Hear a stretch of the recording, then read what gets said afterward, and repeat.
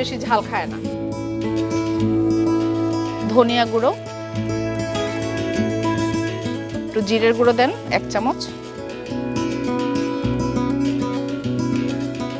গরম মশলা গুঁড়ো দিচ্ছি,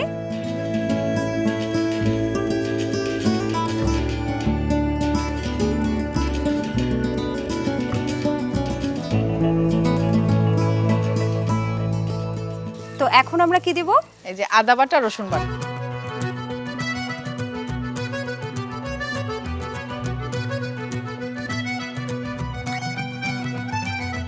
তো আমি তো শুনেছি যে সাতকরা দিয়ে গরু মাংস রান্না করতে হলে অনেকেই বলে যে এটা হচ্ছে কি আপনাদের ভাষায় তিতা হয়ে যায় না? হ্যাঁ, তিতা তো তিতা হয়ে যায়। এটার কি মানে প্রসেসিংটা, মানে এটা আসলে অনেকেই জানে না যে সাতকরাটা অনেকেই বলে যে আমরা তো সাতকরা কিনে নিয়ে যাই কিন্তু খেতে পারি না। হ্যাঁ, তো এটা কেনার সময় একটা জিনিস লক্ষ্য রাখতে হয়, যেটা যখন আমরা সাতকরাটা কিনবো, এই যে আপু দেখাচ্ছি আপনাকে, এই যে সাতকরাটা, এটা হচ্ছে সাতকরা না? জি। আচ্ছা, এটা প্রথমে হাতে নিয়ে কেনার সময় একটু হাতে নিয়ে দেখতে হয় যে একটু কি এটা কি পাতলা কিনা, একটু হেভি কিনা। হেভি যেটা হবে সেটা কিন্তু তেতো হবে, আচ্ছা, আর যেটা একটু পাতলা মনে হবে সেটা কিন্তু তেতো হবে না। আচ্ছা। এখন আমরা মাখাচ্ছি, এই মাখানোটা আমরা কতক্ষণ করব?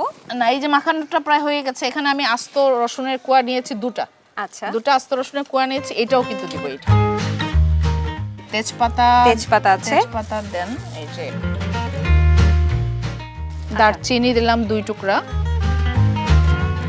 এলাচি 4-5টা দিতে হবে। আচ্ছা, লং দেব 7-8টা।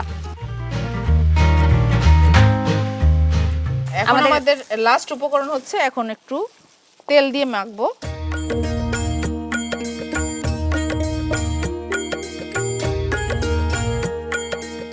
আচ্ছা, এটা কি দিব? এটা কাঁচামরিচ দিব। কাঁচামরিচ কতখানি দিব? দেন 4-5টা।